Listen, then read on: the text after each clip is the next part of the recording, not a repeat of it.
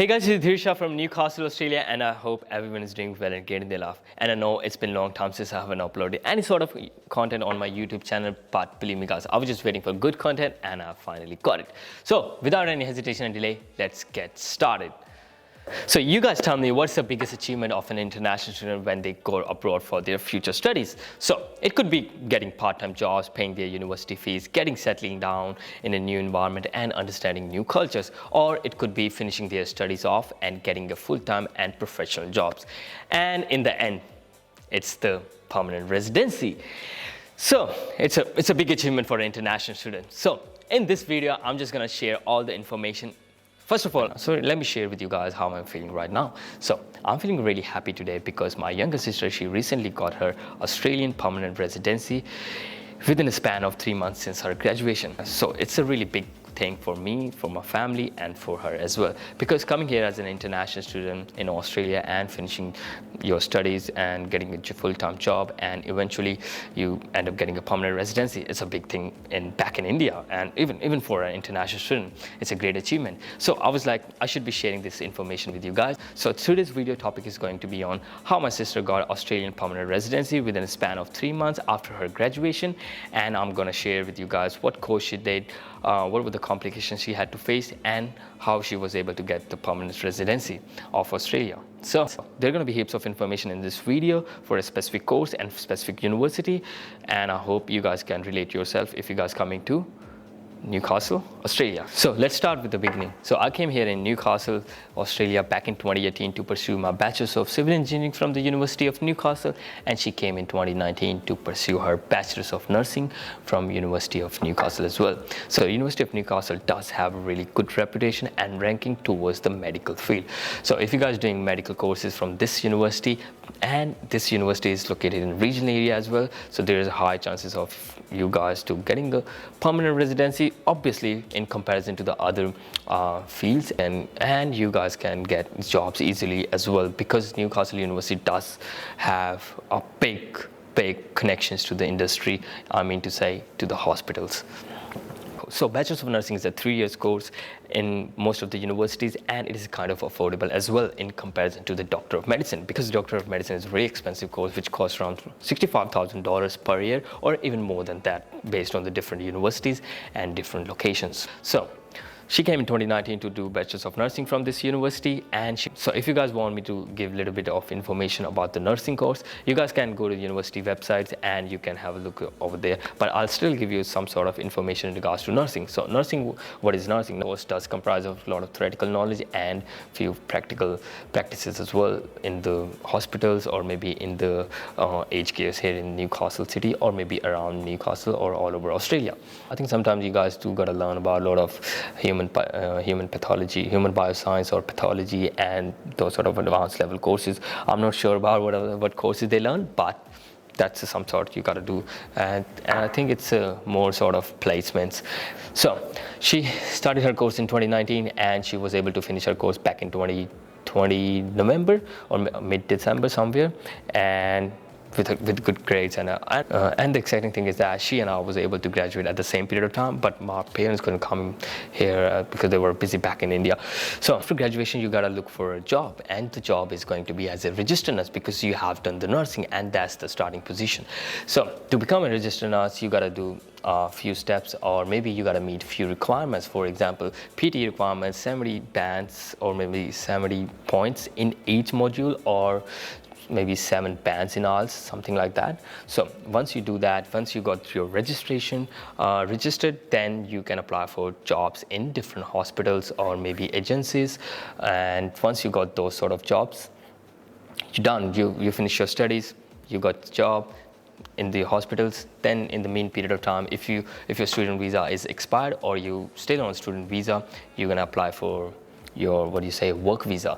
So what she did, after graduation from the university, she got her PT results, made the minimum requirements of the registered nurse, and she got her registration of the registered nurse from the Australian government, and she started applying for the jobs in the hospitals near about Newcastle region. For example, John Hunter Hospital, Mater Hospital, and few other agencies as well.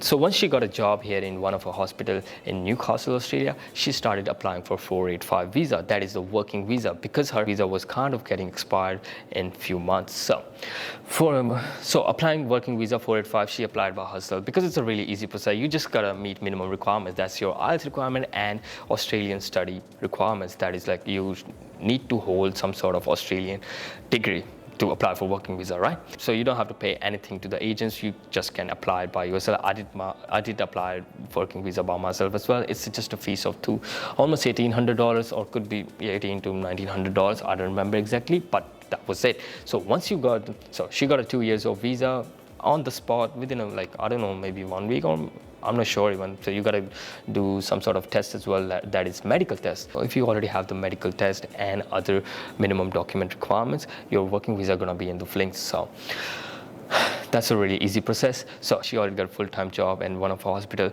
She was doing that job, and in the mean period time, it was the main phase, that is applying for permanent residency. And there were two types of new visas, that is like different visas, 189 and 190. So before applying for these visas, she needs a skill assessment. So what is skill assessment? So skill assessment is a kind of a certificate which is given by an Australian government or maybe specific authorities in relation towards your field, or actually accredit your degree or skills. For example, in my case, if I want to accredit my degree or I want a skill assessment certificate, I will go to Engineering Australia.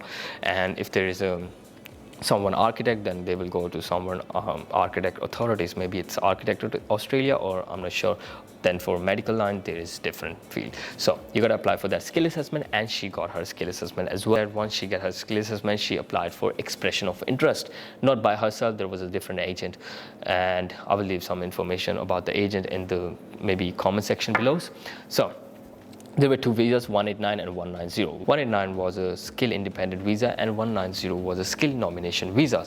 So it's a kind of a point-based visas, and she was getting almost 75 points for the 190 visa and almost 70 points for 189 visa. So she applied the expression of interest. What do you mean by expression of interest? Expression of interest, kind of an application you file for a specific visa, like you want to apply for that visa, and then Australian government has some sort of specific number of selection process, and we look after, okay, there is specific skill shortage in specific region around maybe Newcastle, or maybe around Sydney, or around maybe Wollongong and different states, and that's how they accept those expression of interest. For example, apply for expression of interest in engineering, civil engineering, and I'm applying in a specific region, for example, Newcastle region, and if there is a shortage of those engineers, then the Australian government is going to give me a little bit higher preference. That's what I think as well.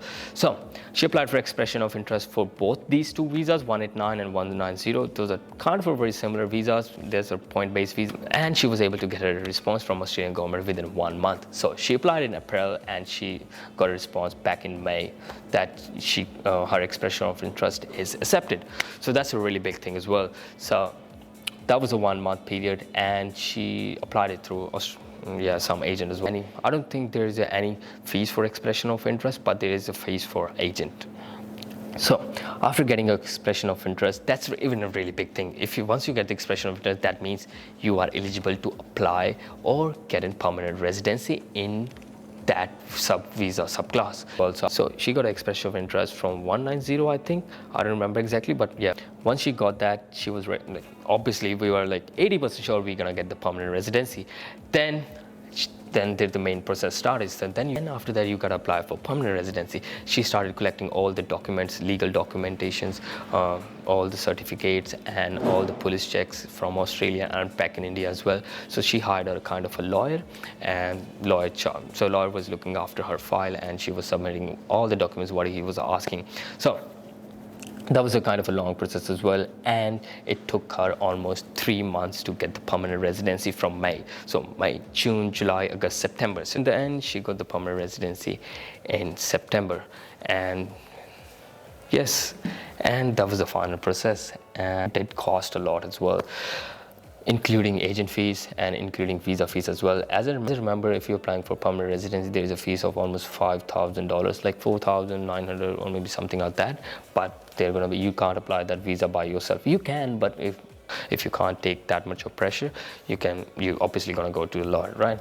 Then lawyer has its separate fees as well. So I just asked her how much fees she eventually end up paying combined, like paying for including visa fees and including lawyer fees as well, and it comes around almost $10,000 to $11,000 Australian dollar. So that $10,000 to $11,000 include expression of interest fees, skill assessment fees, and your PR fees. It doesn't include, and your agent fees as well. So it doesn't include any working visa 485 visa fees, because we apply that visa by ourselves.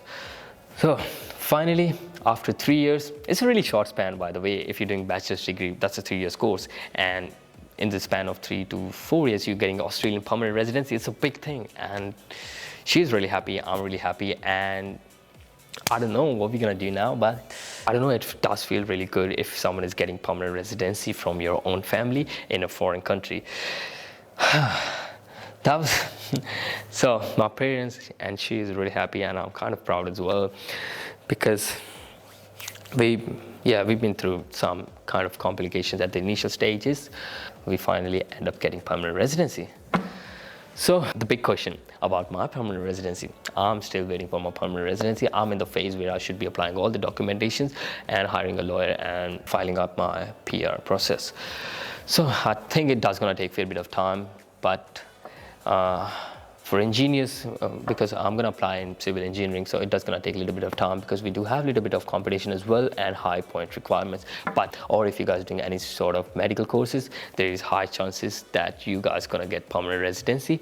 So that's all in this video, and I just wanted to share good news with you guys, and just wanna say, if you guys are determined enough and consistent enough towards your studies, I'm pretty sure you guys gonna have really good future here in Australia. So stay happy, be strong, and other thing, my dad is still asking me, like, yeah, what are you doing? Like, sister got permanent residency. It's been almost 4 to 5 years to you as well. What are you doing? I was like, Dad, come on, I'm not a medical student. But anyways, in the end, stay happy, be strong, and I hope you guys have a good future here in Newcastle, Australia. If you guys coming, don't forget to say hi to me. Until then, see ya. Have a good future.